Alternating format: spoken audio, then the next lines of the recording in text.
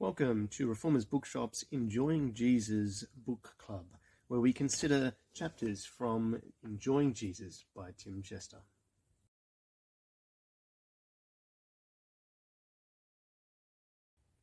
Welcome back to the Reformers Book Club, where we are looking at chapters of Enjoying Jesus by Tim Chester. We're up to the second chapter, the compassion of Jesus. And I want to just think about two things from this chapter with you today. The first is that Tim Chester presents Jesus as being able to have compassion on us because he understands our sufferings and our temptations. And he understands those things because he, the Son of God, exalted above all, condescended to take on flesh. The Bible even says he took on the likeness of sinful flesh. That doesn't mean that Jesus was sinful or had any sinful inclinations, but it does mean that he entered into our suffering.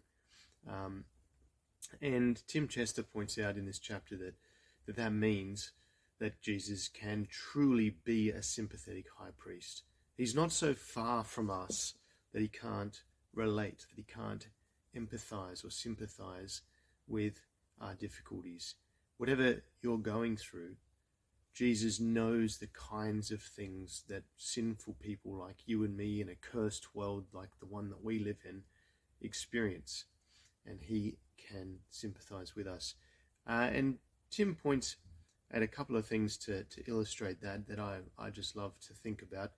The first is that the one we sometimes think that Jesus can't sympathize with our weaknesses because he never sinned. He might have struggled, he might have had trials and temptations and faced suffering, but he never fell like we do. So how could he possibly know what it's like? Well, Tim points out that the one who truly knows how hard it is to struggle against sin is the one who has suffered under temptation and not fallen. Think about it like this. If you're standing in a wind, a blasting gale, and you fall over, and the gale's getting stronger and stronger every moment, and at some point you fall over, at that point you don't know the next strength of the wind. You don't know what it's going to be like in that next moment.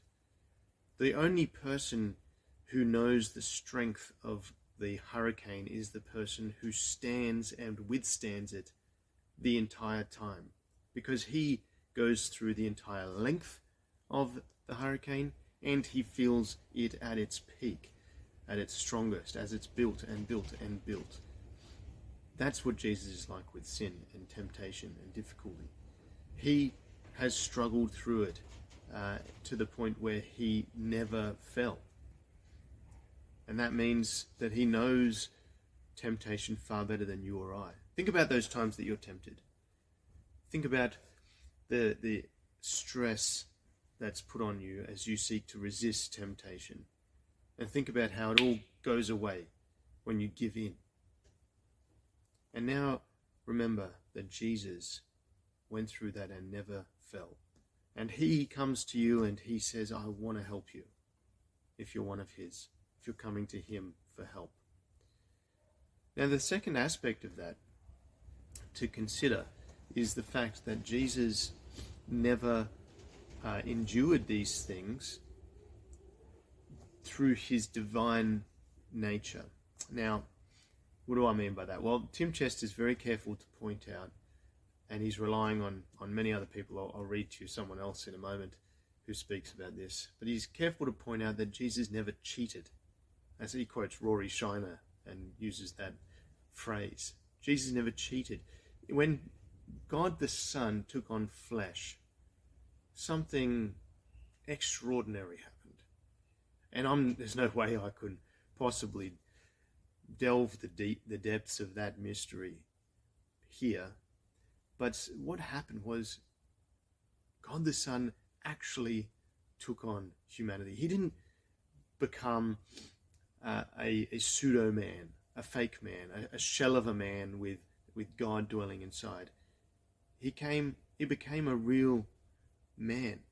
And the Bible points out all the way through Jesus' ministry, that everything he did was done in the power of the Holy Spirit, which means that he did it in his human nature. He laid aside, emptied himself, in the words of Philippians, something of his divine power and glory.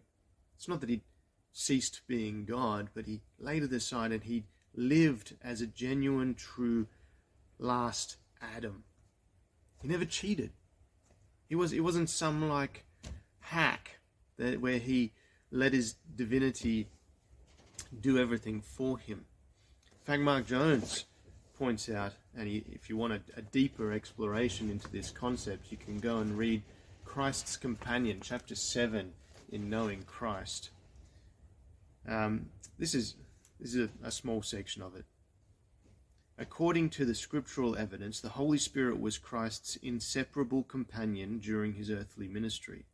We must therefore have a Christology that makes sense of the multitude of passages that speak of the Holy Spirit's work on Jesus. The importance of this cannot be overstated. Christ's obedience in our place needed to be real obedience from a man. Jesus did not cheat, uses the same word.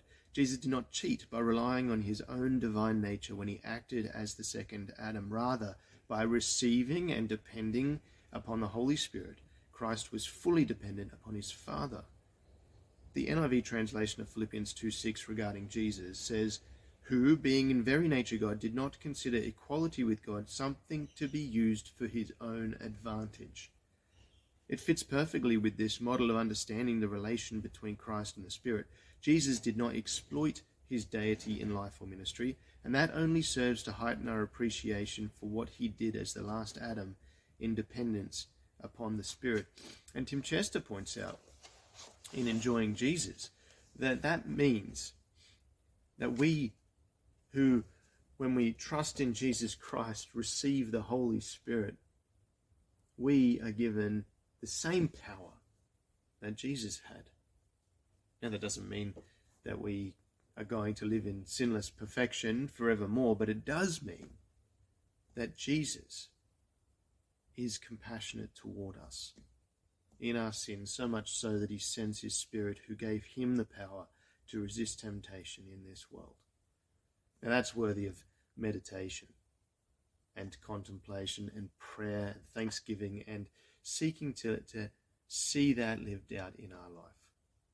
Now, very briefly, the last thing I just want to touch on when it comes to the compassion of Jesus is that Tim Chester brings out something so beautiful.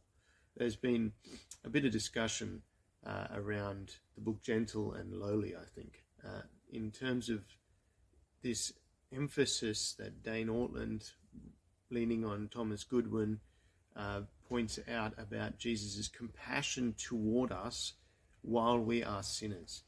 He says something to the effect of that Jesus looks on us more with love when we sin. His heart is more tender toward us when we sin because he's so compassionate towards sinners, repentant sinners in particular. And Tim Chester makes an argument for this that I find very compelling. He says, maybe I can find it for you. He says, here, we know he looked on us with love because it was that love which brought him down to earth.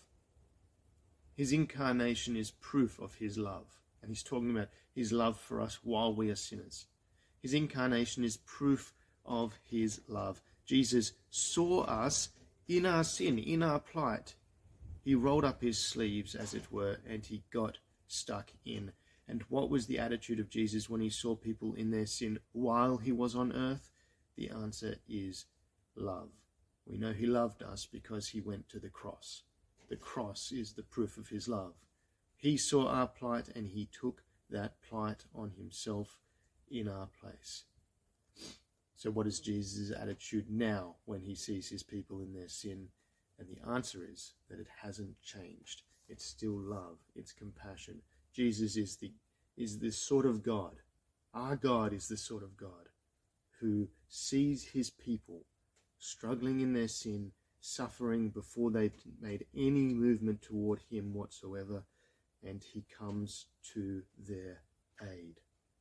The compassion of Christ is well worth consideration.